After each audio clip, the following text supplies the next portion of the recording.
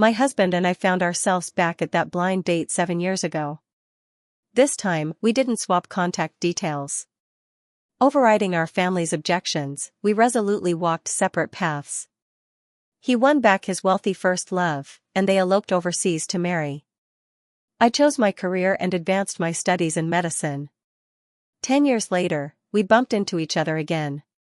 With his wife's relentless efforts, he became the envy of everyone as the prized son-in-law of a wealthy family.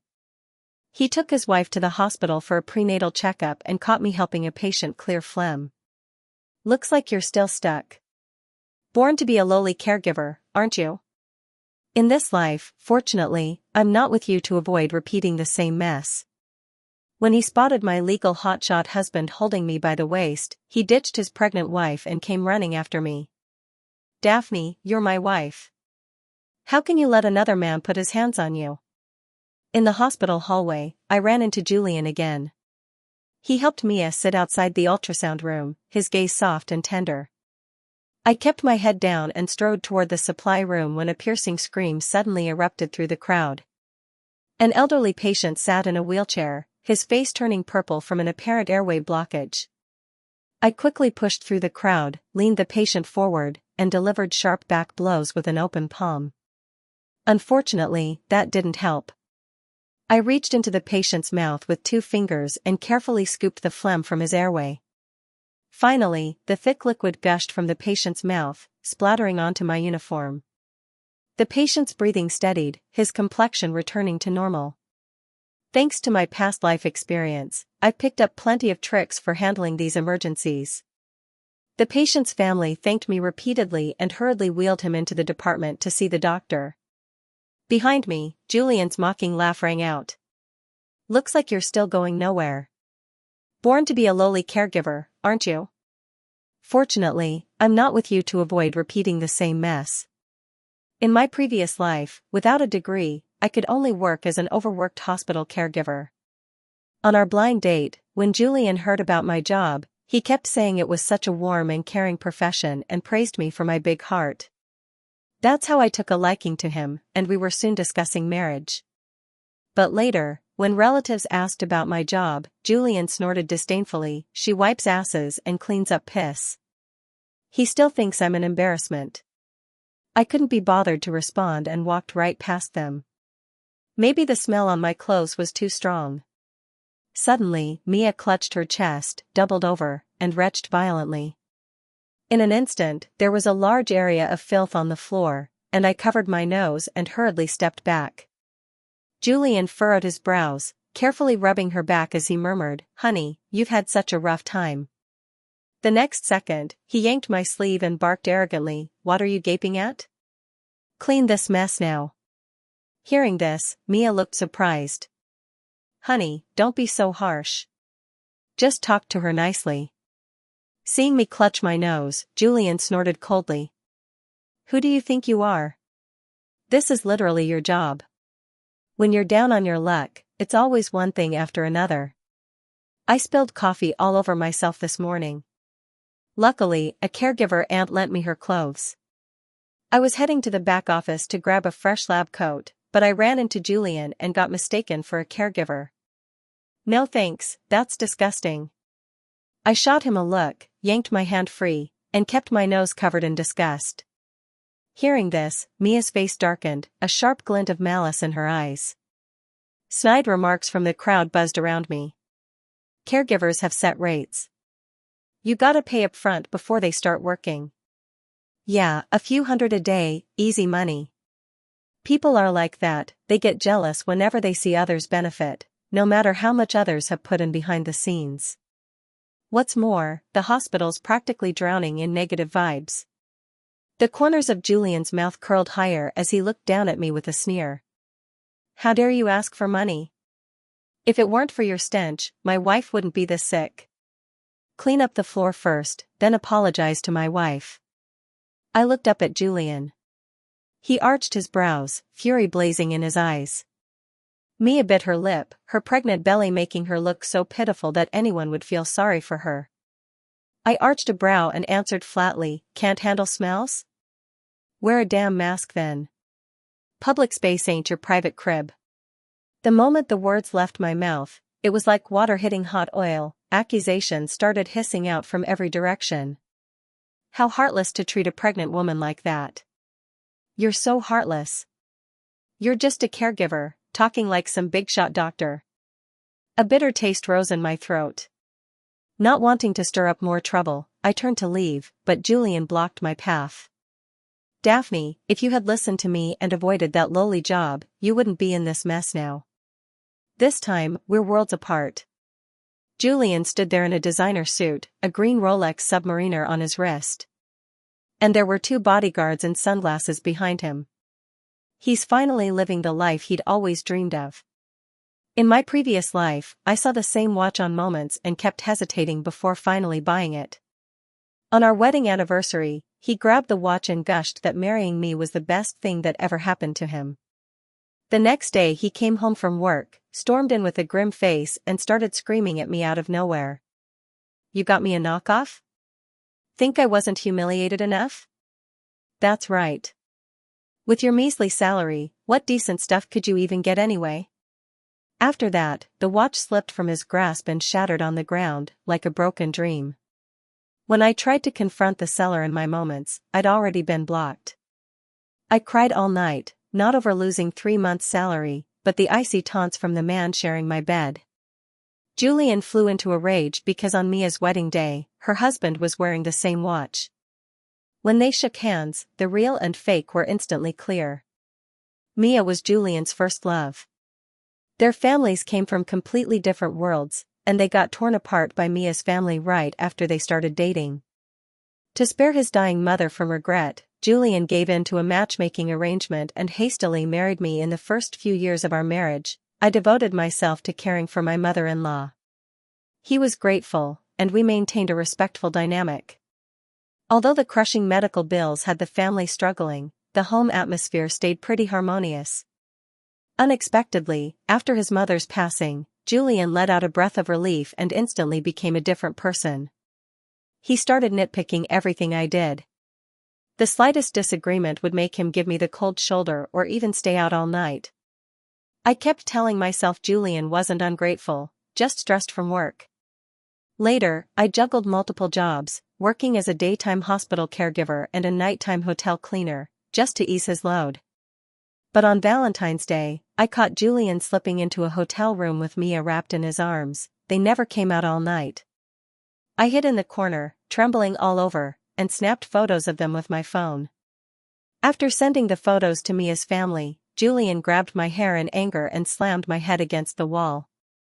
You bitch, look what you've done to Mia. If anything happens to her, you're dead. I cheated because of you. You know I'm a clean freak, yet you keep doing these dirty jobs. You might be okay with it, but it makes me sick. Mia's the one who can give me the life I want. Blood from my forehead blurred my vision, mixing with tears as it trickled down my cheeks. I've thought about changing another job, but after years of caring for my mother-in-law, I'd been cut off from society. Picking up new skills felt impossible. Plus, I did a great job in caregiving, so the hospital paid me a really good salary, way more than other jobs out there. Mia dragged him around to all sorts of fancy spots, letting him sample the luxury lifestyle. Julian always claimed to be a clean freak, yet had no problem with drunk Mia puking all over him. He just looked down on me or maybe never loved me at all. After learned Mia had been confined by her husband, Julian furiously kicked me several times in the stomach. Without a word, he grabbed the car keys and bolted out. Afraid he might do something reckless, I bit back the pain and stumbled after him into the elevator. He thought I was still clinging to him, raised his hand to slap me, and the elevator suddenly plummeted from the violent motion. When I opened my eyes again, we both found ourselves back at that 7-year-ago blind date. This time, despite our parents' objections, we simply didn't leave any contact info and went our separate ways to chase our own paths. He reunited with his first love, broke free from Mia's family's control, and eloped with her abroad to get married in a hurry. As for me, I chose to focus on my career, studying non-stop, taking exams, and redefining my life goals. In this life, I chose to shine again in obstetrics and gynecology. But this time was different. Instead of nursing, I went into obstetrics and gynecology. Long-term illness turns you into a doctor. In my past life, due to infertility, I had been to nearly every hospital. Having lived 7 extra years, I knew exactly how severe fertility issues would become. I dove into studying everything about it. I even developed several pregnancy surgeries on my own and achieved great results. When I came across Mia's file, I knew I'd run into Julian someday. Never thought it'd be this humiliating. But now that we've met, I won't make things easy for them. The crowd of onlookers was getting bigger and bigger. It's a huge crowd. Some sharp-eyed onlookers recognized the Mia family's daughter and her wealthy son-in-law, gasping in amazement. Who says wealthy families don't know love? The guy even tags along for his wife's prenatal checkups, puts most men to shame. To get her family's approval, he knelt outside their door for 10 whole days. If he wasn't capable, why would his father-in-law let him run the company? When he heard the comments, Julian's face stiffened, though he struggled to keep his composure. The man who never shuts up about being head of the household actually lowered himself to become a live-in son-in-law of a rich family. He must have loved her so deeply to stoop this low. Disgust surged through me. Not wanting to drag this out, I said coolly, "Move. You're in the way of my patient. I'm a doctor, not a caregiver or a janitor." Julian sneered as if hearing the biggest joke, his face full of mockery. "Are hospital standards this low now? Since when can caregivers diagnose patients?" A while back, the hospital director was begging me for medical supplies. Guess now I've got a solid reason to turn him down. Mia leaned into Julian's arms, pointed at my clothes, and said with a sweet smile, "That's your employee ID embroidered there, right? Why bother the director? Just file a complaint directly. A cracked pot pairs with a broken lid, toads find their own kind to love." Their haughty attitudes were eerily alike, making everyone recoil 3 steps in disgust. When she pulled out her phone, I immediately clutched my uniform, panicking about dragging the sweet caregiver auntie into this mess. To the crowd, this came off as a guilty act. Look at her. How dare she pose as a doctor? How dare she lie to Miss Mia's face? She's got no clue what's coming.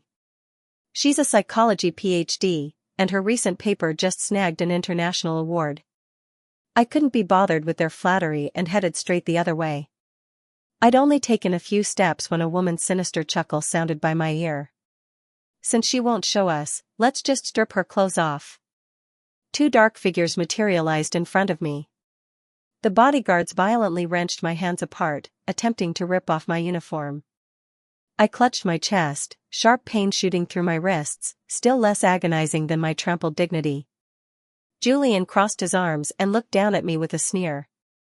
A cat loves to pin down a mouse by its tail, push it to the brink of death, then devour it in one gulp. As I screamed, several security guards rushed in. The 2 bodyguards immediately released their grip and raised their hands in a show of innocence. Suddenly a shrill female voice rang out behind me, "Dr. Daphne, what are you doing here? I've been waiting in supply forever. Hurry up and get changed. Who the hell puked all over the floor? Zero common decency." The caregiver cursed under her breath but still thrust the freshly laundered lab coat into my hands. Mia stayed silent, biting her lip hard. When I stepped out of the restroom wearing my white coat and stethoscope, the crowd had mostly thinned out. Julian glared at me, hissing through gritted teeth, "A mangy cat in a dragon robe, what real skills could you have? You're just a butcher with a doctor's coat." As soon as he finished speaking, the ultrasound room doctor appeared at the doorway with a frown, urgently calling for Mia. "You're carrying twins, but one isn't developing properly. Head up to 12th floor and see Dr. Daphne for consultation." Mia looked devastated, teary-eyed and on the verge of collapsing. "Doctor, what's usually done in cases like this?" she asked. Seeing her tear-streaked face, the doctor said gently, "We typically recommend selective reduction to protect the viable fetus. Don't worry, Dr. Daphne is one of the best in the field." Julian's mind blanked. He gaped at the report in his hands, speechless for what felt like ages. After a long moment, he rasped, "Dr. Daphne's full name? Can I get her contact?"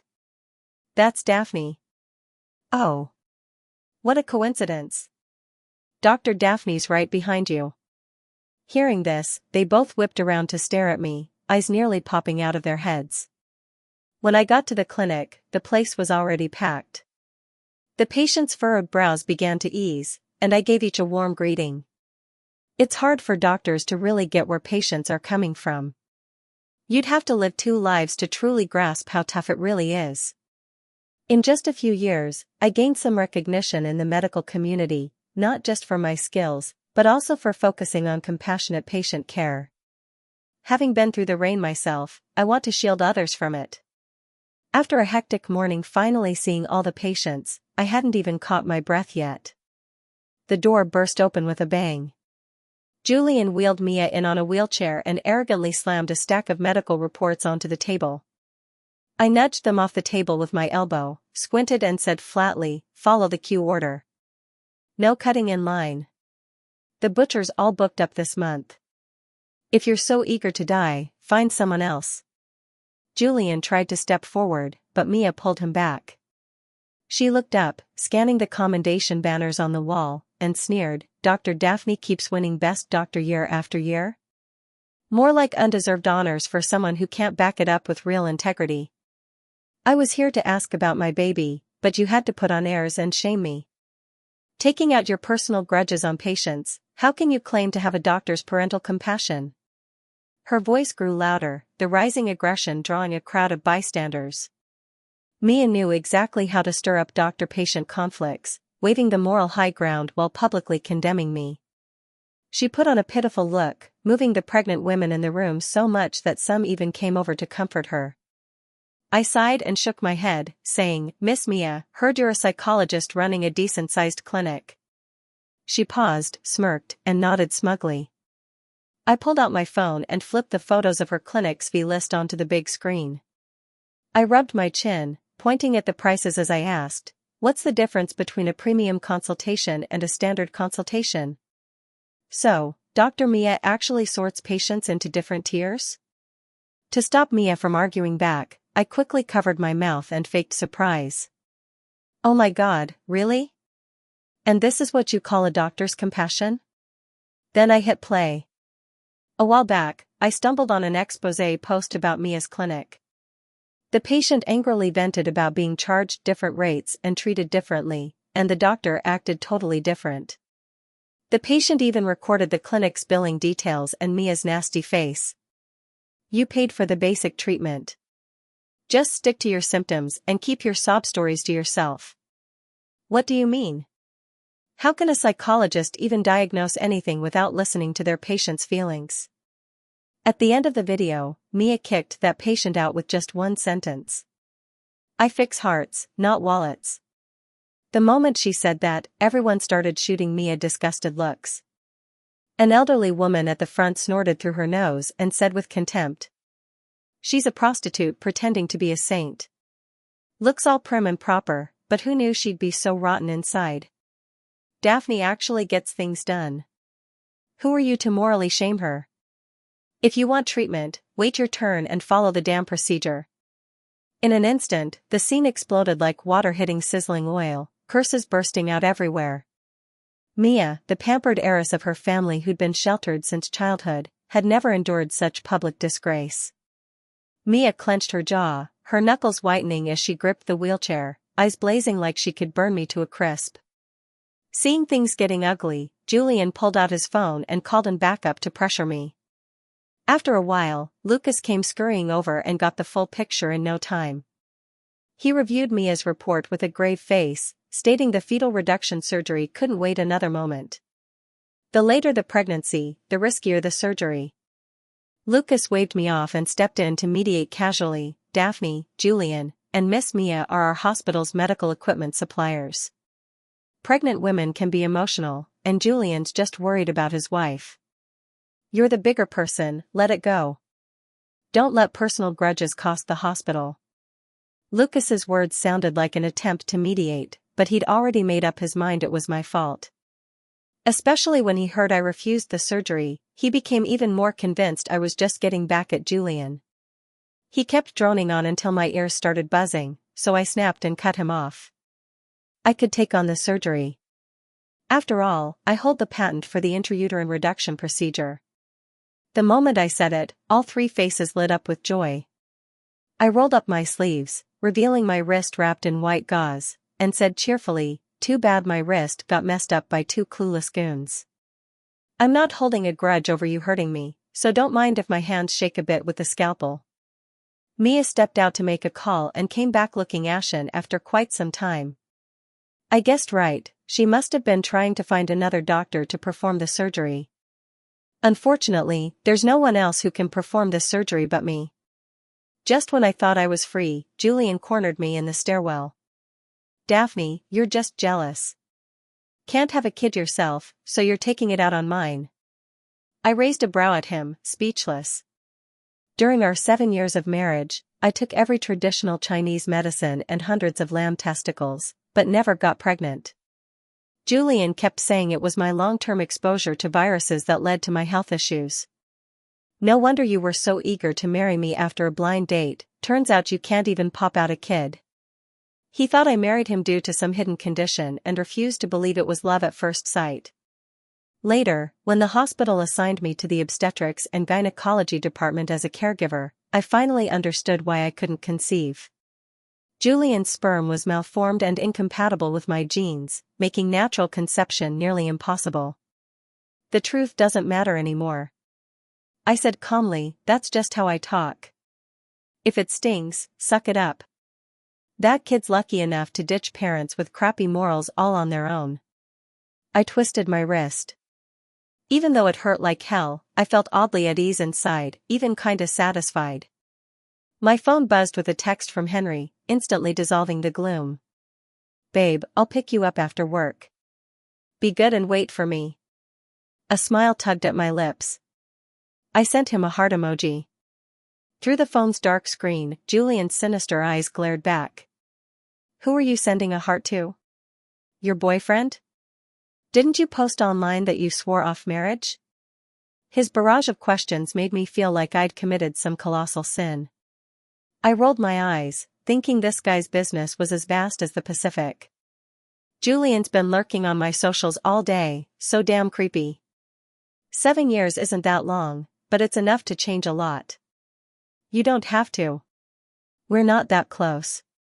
And whether I have a boyfriend is none of your damn business." His face visibly stiffened. Lucas's voice echoed from the corridor. I shoved past him and strode off without a backward glance. In the office, Lucas wore an awkward smile with visible discomfort. "Daphne, don't mind me, I spoke too harshly earlier." "I get it. After all, Mia Group donates a lot to the hospital every year. Especially their medical equipment, way more advanced than others. As the hospital director, he's got plenty to weigh up." "I just saw your wrist x-ray. It's definitely a ligament strain. But, could you handle the surgery personally as a favor to me? Although I'm good at this procedure, Mia's case still carries some risks." Seeing the white hair streaking Lucas's temples, a pang of sadness hit me. If it weren't for his recommendation back then, I never would have made it into this hospital as an intern. The worst part of work is owing people favors. Out of obligation to the dean, I agreed. To prevent any mishaps, I made sure to get a nerve block shot. Mia lay on the operating table with a stormy expression, teeth clenched as she hissed out her threat. "Daphne, don't get any funny ideas, or you'll be sorry. The other baby can't have any problems.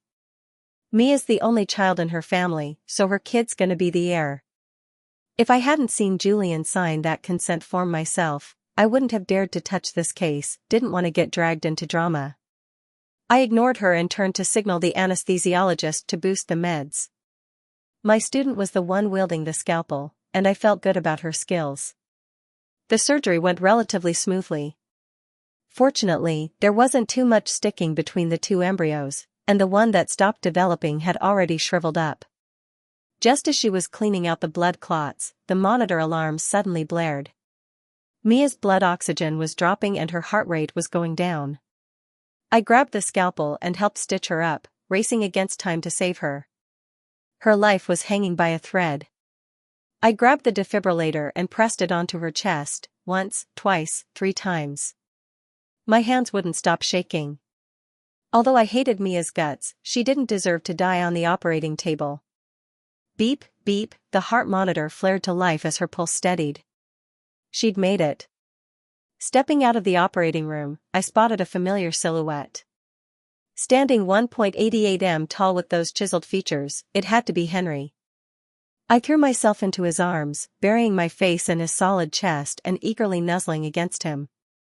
Henry planted a gentle kiss on my forehead and murmured affectionately, "Darling, I'm here to take you home after work."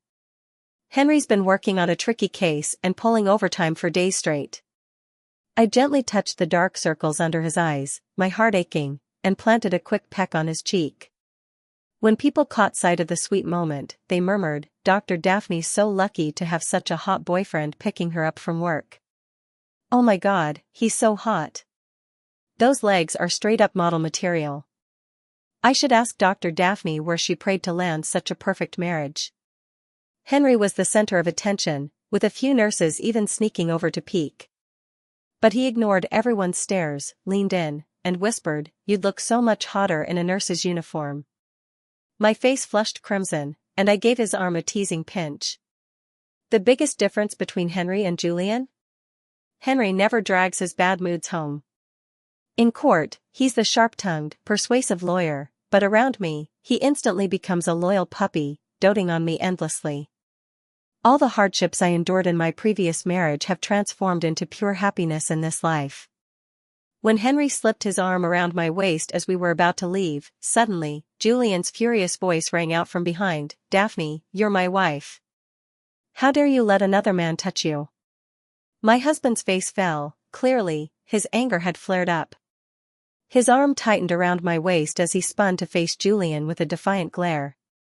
"Forgot to mention, I'm Daphne's husband." He held up his finger, wiggling the wedding ring on it. In an instant, despair flashed across the nurses' faces. When I heard Henry's bold declaration, warmth surged through me. Julian paused, veins bulging on his forehead, and ground out through clenched teeth, "You said you weren't gonna get married." I almost laughed, pissed at him. That no marriage post was from my WeChat moments after rebirth, and I'd already deleted it ages ago. Women can't help being a little fickle. "Mr. Shen, your wife's still groggy from the anesthesia, better not confuse your patients. Not only are you ruining my reputation, but also trashing your own loving husband persona." At that, Julian's face twisted in anger. He clearly wanted to show off in front of me, but ended up choking on my relationship bliss instead. Julian was getting antsy, itching to keep picking a fight with me. Just then, the operating room door swung open as Mia was wheeled out. He quickly looked away, faked a lovesick face, and clutched Mia's hand tightly. "Sweetheart, you've had a tough day." Maybe with Henry beside me, seeing that disgusting sight again didn't stir a thing in me. Looking at the loving couple before me, I smiled and said, "Parents should do good deeds to bring blessings to their descendants.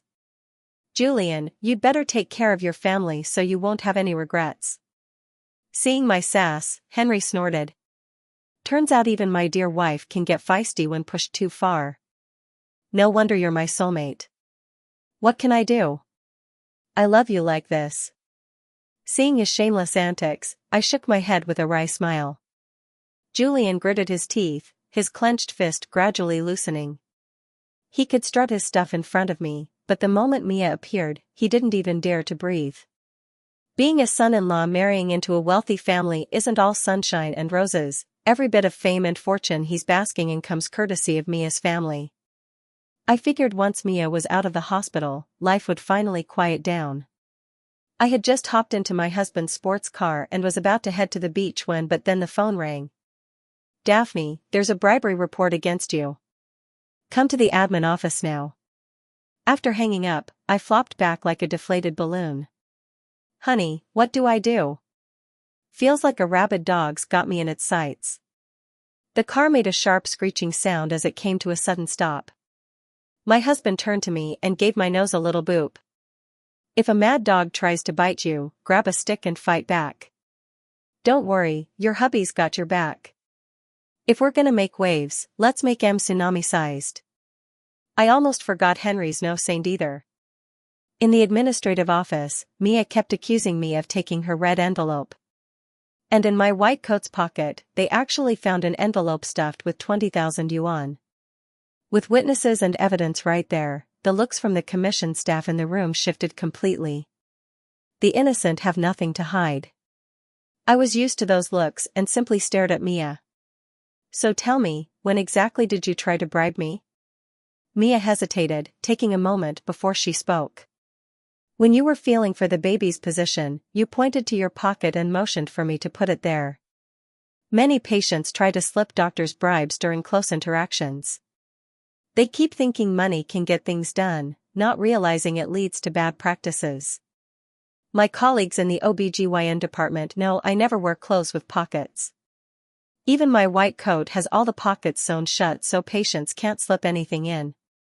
I looked at her blankly and said flatly, if it's a bribe, why'd they find it in the pocket? Wouldn't I have grabbed it already? Before I could finish, Mia jumped in, who knows? Maybe you forgot and were planning to grab it tomorrow. The red envelope was found in my office. That alone made it impossible to argue my case. I was already regretting why I'd gone soft and saved this rabid dog.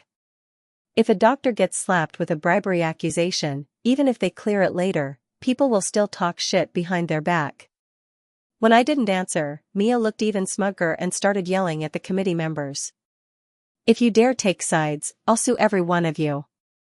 With the witness and evidence here, if she can't prove she's innocent, that's an admission of guilt. The discipline commission members nodded eagerly, not wanting to upset the spoiled heiress before them. Daphne, anything else to say? I let out a yawn and shook my head. Julian beside me looked at me in disbelief, clearly not expecting me to give up defending myself, with a flicker of guilt in his eyes. Enough talk. Let me show you something. A few moments later, I pulled up the surveillance footage from my phone onto the big screen. The screen clearly showed me checking Mia's fetal position in the exam room. Julian grabbed a new white coat, swapped it on the wall, and slipped out moments later. For those dozen-plus hours, the white coat stayed hanging there untouched until the disciplinary committee staff took it away. I pretended to be surprised and shouted, so it was a husband and wife team playing good cop, bad cop. Everyone present suddenly switched faces. It was just a misunderstanding. Luckily, the video cleared things up. Dr. Daphne, our apologies for buying into what others said. Since there's no suspicion, you're free to go. Yes, we'll handle the rest. The hospital director stepped in at the right moment and kept apologizing. I didn't want to drag this out any longer. I had just stood up to leave when someone suddenly barged in. Henry's eyes glinted coldly, his voice icy, leave it to you. Who knows if you're all in this together? What the hell kind of misunderstanding is this? This is straight up framing and slander. I want this handled right now. Take everyone involved into custody for questioning and lock them up. Julian's face went pale. He shot to his feet, snarling, who the hell are you to waltz in here bossing people around? Hearing this, Henry snorted coldly. You'll find out what I am soon enough. With that, he pulled out his phone and called me his father. The tough case Henry recently took on involved tax disputes with Mia Group. No one in the country dared take the case, with the chances of winning slim to none. Mia's father pulled every string to get Henry to take on the case. In other words, if Henry hadn't stepped in, Mia Group would have faced massive fines and losses. Within 5 minutes, Mia's father came rushing over. Once he learned what had happened, Mia's father ignored everyone there, balled his fist, and socked Julian right in the head. You good-for-nothing son-in-law. Look what goddamn mess you've made, got a death wish or what? I'm telling you, if the company suffers any loss, you'll pack your bags and get the hell out right now. Julian fell to the ground, clutching his head desperately, scrambling away like a stray dog. Mia's father was a hot-tempered man. When his fists grew weary, he simply grabbed the ashtray from the table and smashed it toward Julian. Bright red blood gushed from Julian's forehead, creating a gruesome scene. This made Mia so upset. She was about to beg her father when suddenly, Mia's father slapped her hard across the face without holding back. "If you dare make another sound, get out of the Mia family with him and say goodbye to being my daughter."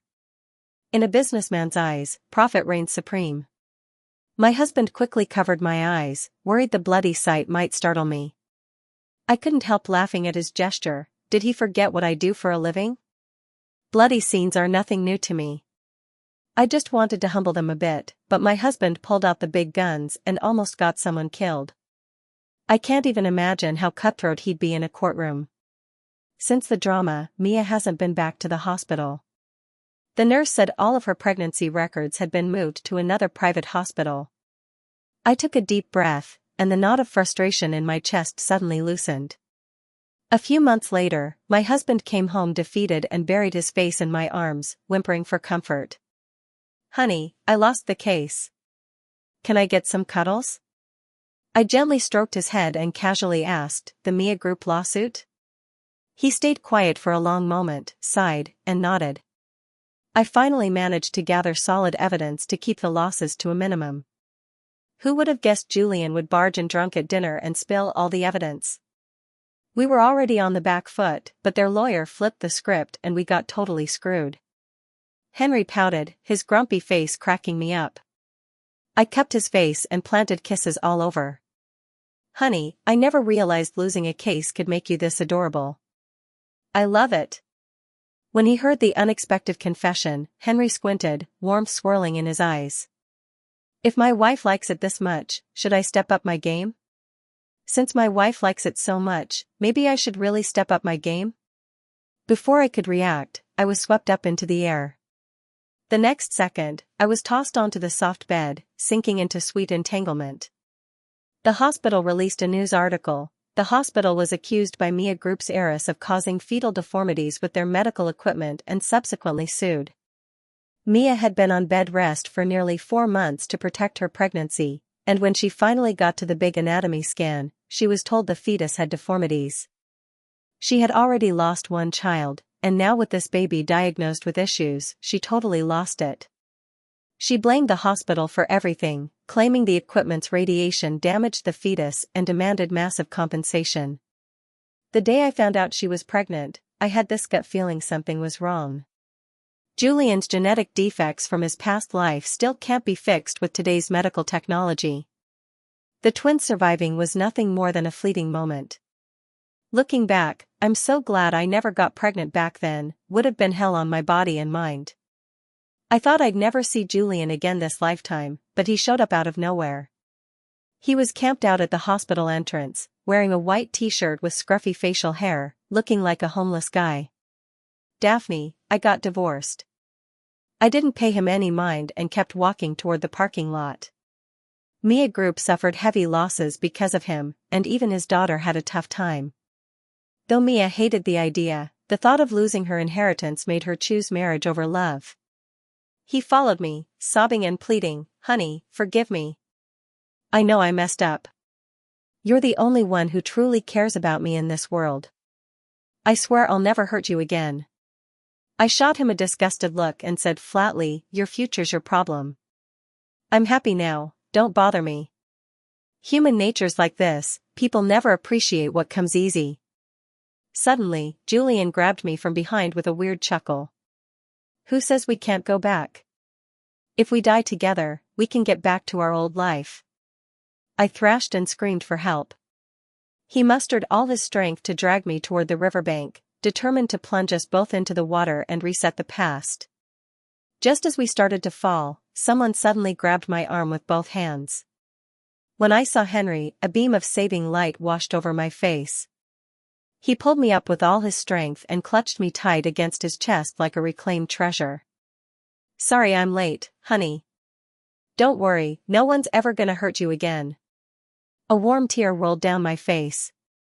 From now on, I know what to cherish.